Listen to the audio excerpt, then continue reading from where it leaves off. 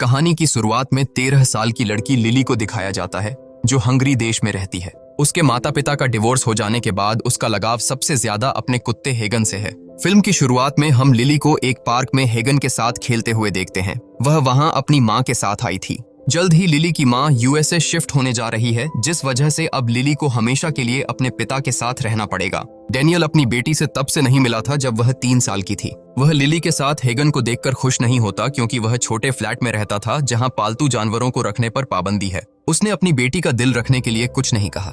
Building में पहुंचने पर उसकी मकान मालकिन उसे याद दिलाती है कि वहां पर किसी भी तरह के पालतू जानवर लाना मना है। डैनियल ने फुसफुसाते हुए जवाब दिया कि वह कुछ दिनों में उस कुत्ते से छुटकारा पा लेगा। डिनर के दौरान लिली ने अपने पिता के मना करने के बावजूद हेगन को घर का बना खाना खिलाया। क्योंकि डैनियल का फ्लैट बहुत छोटा था, इसलिए उसने लिली और अपने सोने का बंदोबस्त एक ही कमरे में किया। डैनियल हेगन को बाथरूम में बंद कर देता है। नए घर और लिली से दूर होने की वजह से हेगन सो नहीं पाता और जोर जोर से रोने लगता है। लिली उसके पास जाकर अपने ट्रम्पेट पर हेगन की पसंद की धुन बजाती है, जिसे सुनकर वह अक्सर शांत हो जाया करता था। संगीत को सुनकर हेगन आराम से बैठ जाता है और लिली उसके पास ही वहीं सो गई। अगले दिन एनिमल कंट्रोल से एक आदमी उनके घर आता है। उसने डैनियल को बताया कि उसकी बिल्डिंग के लोगों ने कंप्लेन की है कि उसका कुत्ता रात भर शोर मचा रहा, और अगर वह हेगन को अपने पास रखना चाहता है तो उसे हंगेरियन गवर्नमेंट द्वारा निर्धारित फीस को भरना होगा। उसने कुत्ते को रखने के लिए पैसे देना बिल्कुल नागवार था। उस दिन लिली हेगन को अपनी म्यूजिक क्लास में ले गई, क्योंकि उसे डर था कि उसके पीठ पीछे डैनियल हेगन को कहीं छोड़ देगा।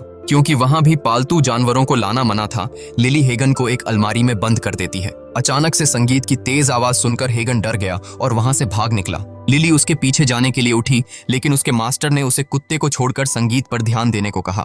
वह अपने म्यूजिक टीचर की बात को अनसुना करते हुए हेगन के पीछे भागती है। घर वापस जाते समय रास्ते में डैनियल लिली के व्यवहार की वजह से बहुत गुस्से में था। उसने गाड़ी रोकी। उसने कुत्ते से छुटकारा पाने का मन बना लिया था। वह रास्ते में गाड़ी रोककर कुत्ते को बाहर निकाल देता है। लिली भी गाड़ी से उतरकर हेगन को अपने पास बुलाती है, लेकिन डैनियल उसे जबरदस्ती गाड़ी में बिठाकर वहां से ले जाता है। बेचारे कुत्ते ने गाड़ी का पीछा करने की कोशिश की, लेकिन गाड़ी की स्पीड इतनी तेज थी कि वह पीछे रह गया। अगले कुछ घंटों तक वह वहीं खड़ा लिली का इंतजार करता रहा, लेकिन वह वापस नहीं आई। फिर रात के समय उसके पिता के सो जाने के बाद लिली हेगन के पास जाने के लिए उठती है, लेकिन डैनियल उसे देख लेता है और चुपचाप सोने के लिए कहता है। एक पुल के नीचे रात गुजारने के बाद हेगन खाना ढूंढने के लिए उठता है।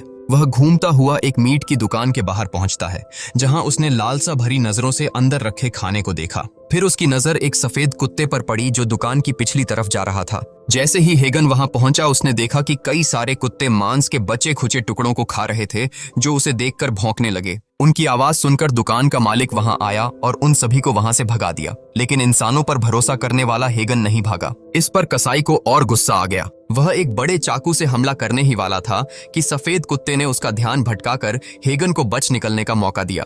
मौका देखकर वे दोनों किसी तरह वहां से बच निकले और एक खाली जगह पर पहुंचे, जहां सभी गली के कुत्ते खेलने और पानी पीने के लिए आते थे। पर मुसीबत अभी टली नहीं थी। जल्द ही वहां एनिमल कंट्रोल वाले लोग आ गए, जिनका काम था आवारा कुत्तों को पकड़कर उन्हें पिंजरों में बंद करना। हेगन और उसका दोस्त वहां से भागे, लेकिन एनिमल कंट्रोल वाले उनका पीछा नहीं छोड़ते हैं। आखिरकार एक बेघर आदमी ने उसे छुपा लिया। उन कर्मचारियों के जाने के बाद वह बेघर आदमी हेगन के गले में रस्सी बांधकर उसे अपना पालतू बनाने का सोचता है। इस दौरान डैनियल लिली को अपने म्यूजिक टीचर से माफी मांगने को कहता है। क्लास खत्म होते ही लिली उस जगह गई जहां उन्होंने पिछले दिन हेगन को छोड़ा था।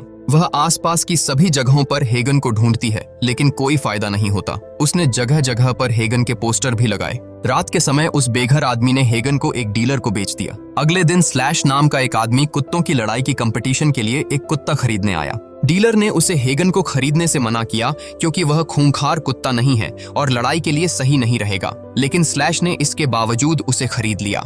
घर लाकर स्लैश ने उसे प्रोटीन पाउडर का घोल दिया। उसे गुस्सैल बनाने के लिए स्लैश उसे हर रोज मारता था। उसे ज्यादातर समय पिंजरे में बंद रखा जाता था। वह हेगन को सिर्फ ट्रेनिंग के लिए ही बाहर निकालता था। अगर हेगन उसकी बात नहीं मानता तो वह बेरहमी से उसे पीटने लगता। हेगन की जिंदगी पूरी तरह से बदल गई थी। स्लैश की ट्रेनिंग दिन पर दिन और मुश्किल होती जा रही थी। हेगन पहले की तरह वह प्यारा कुत्ता नहीं रहा था। वह एक खूंखार जानवर बन गया था। धीरे धीरे वह और गुस्सैल होता गया। उधर लिली अपनी खोज जारी रखती है। वह एनिमल शेल्टर सेंटर में गई, जहां की मालकिन ने उसे बताया कि इतने दिन बीत जाने के बाद कुछ भी कह पाना मुश्किल है। हो सकता है कि हेगन अब जिंदा ही ना हो। निराश होकर वह वहां से बाहर आई तो देखा कि उसकी साइकिल की चोरी हो गई है। उस रात हेगन को लड़ाई के मैदान में लाया जाता है। मुकाबले के नियम बिल्कुल सीधे थे। एक को जीतने के लिए दूसरे कुत्ते को मारना होगा। लोग उन पर सट्टा लगाकर पैसे कमाते हैं। हेगन को देखकर सब मान लेते हैं कि वह हार जाएगा, लेकिन स्लैश को अपनी ट्रेनिंग पर पूरा भरोसा था। हेगन और एक रॉटवीलर के बीच मुकाबला शुरू हुआ। मुकाबला बराबरी का चल रहा था, लेकिन अचानक हेगन ने उस दूसरे कुत्ते की गर्दन को अपने जबड़े में पकड़ लिया। हेगन मुकाबला जीत गया। उसके लड़ने के अंदाज से प्रभावित होकर एक ड्रग डीलर स्लैश से उसे खरीदने की बात करता है। स्लैश के मना करने पर उन दोनों में बहस छिड़ गई। इस सब के दौरान किसी वजह से सारी बत्तियां बंद हो जाती हैं। मौका देखकर हेगन वहां से भाग निकला। वह पूरी रात भागता रहा ताकि उन निर्दयी डीलरों से ज्यादा दूर जा सके। लिली भी अपनी साइकिल चोरी हो जाने के कारण भागते हुए घर की तरफ जा रही थी। रास्ते में वह उसकी म्यूजिक क्लास में आने वाले एक लड़के पीटर से मिली, जो एक हाई स्कूल की पार्टी में जा रहा था। यह सुनकर लिली उससे साथ चलने के बारे में पूछती है। थोड़ा सोचने के बाद वह उसे ले जाने के लिए मान जाता है, बशर्ते वह पार्टी के अंदर ड्रग्स पहुंचाने का काम करे। उस लड़के ने तरकीब लगाई थी कि लिली की छोटी उम्र और मासूम चेहरे को देखकर कोई उस पर शक नहीं करेगा। उनकी तरकीब कामयाब रहती है। पार्टी में सभी उससे बहुत बड़े थे।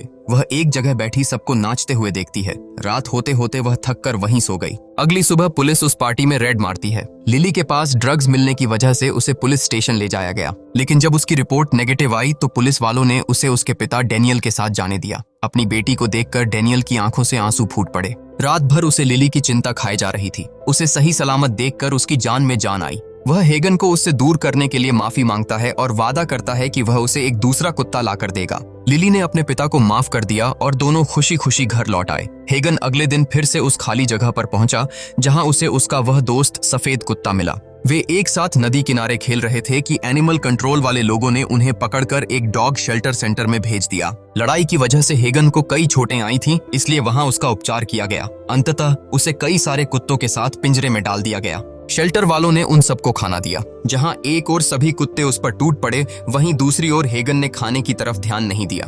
अगले दिन बहुत से लोग वहां उन लावारिस कुत्तों को अपनाने के लिए आए। एक लड़की को हेगन अच्छा लगा, लेकिन जैसे ही वो उसके पास आई वह जोर जोर से भौंकने लगा। शेल्टर के कर्मचारियों की तरफ भी उसका रवैया गुस्सैल था, तो वहां की मालकिन ने उसे मार देने का फैसला लिया। लिली अपने म्यूजिक ग्रुप के साथ एक ऑडिटोरियम में परफॉर्म कर रही थी। डेनियल भी अपनी बेटी के प्रदर्शन को देखने के लिए वहां मौजूद था। हेगन को शेल्टर का एक कर्मचारी बाकी आक्रामक कुत्तों के साथ पिंजरे में बंद करने के लिए ले जा रहा था, लेकिन वह अचानक उस पर हमला कर देता है। हेगन ने उसकी गर्दन पर काट लिया, जिससे उस कर्मचारी की मौत हो गई। बाकी सब कुत्ते भी दरवाजा खुलते ही उस पिंजरे से बाहर भाग गए। क्योंकि हेगन ने उन्हें आजाद किया था, वे उसे अपना सरदार बना लेते हैं। शेल्टर की मालकिन ने उन्हें रोकने की कोशिश की, लेकिन हेगन ने उसे धक्का देकर जमीन पर गिरा दिया।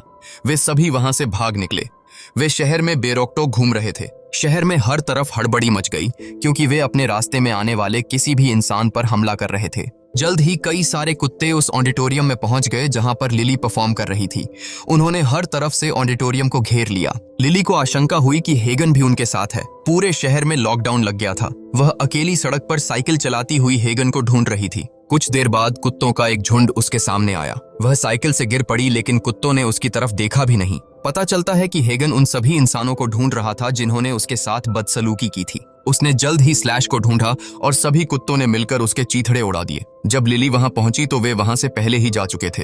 वे स्लैश को ढूंढते हुए एक मीट की दुकान पर पहुंचे, जहां उन्हें वह कसाई मिला जिसने हेगन को मारने की कोशिश की थी। वह जमीन पर मरा हुआ पड़ा था। लिली ने अपने पिता डेनियल को फोन करके किसी भी हालत में ऑडिटोरियम के अंदर ही रहने को कहा। शहर में एक जगह पुलिस ने कुत्तों पर गोलियां चलाईं, लेकिन उनकी संख्या इतनी ज्यादा थी कि वे उन्हें रोक नहीं सके। बहुत से कुत्ते उस डीलर के पास पहुंचे जिसने हेगन को स्लैश को बेचा था। उन्होंने उसे भी मार दिया। लिली साइकिल चलाते हुए घर पहुंची और देखा कि उनकी मकान मालकिन जमीन पर मरी पड़ी थी। वह समझ जाती है कि क्या हो रहा था। उसने शक था कि हेगन उसके पिता को मारने की कोशिश जरूर करेगा। ऐसा होने से रोकने के लिए वह ऑडिटोरियम वापस आई। उसने सही सलामत देखकर डेनियल के मन को थोड़ी शांति मिली। तभी लिली के सामने हेगन आ जाता है। मालूम होता है कि वह स्लैश को मार चुका था। उसकी गुर्राहट सुनते ही कुत्तों की पूरी पलटन वहां आ जाती है। वे लिली पर हमला करने ही वाले थे कि डेनियल टॉर्च लेकर उनके सामने आ खड़ा हुआ। इस सब के बावजूद वो कुत्ते शांत नहीं होते। लिली अपना ट्रम्पेट निकालकर वही धुन बजाती है जो वह हेगन को अक्सर सुनाया करती थी। संगीत को सुनकर हेगन लिली को पहचान लेता है। वह शांत होकर वहीं बैठ गया। देखते ही देखते सभी कुत्ते शांत हो गए और वहां बैठकर संगीत को सुनने लगे। आखिरकार लिली भी उनके साथ ही बैठ गई और इसी के साथ मूवी खत्म हो जाती है।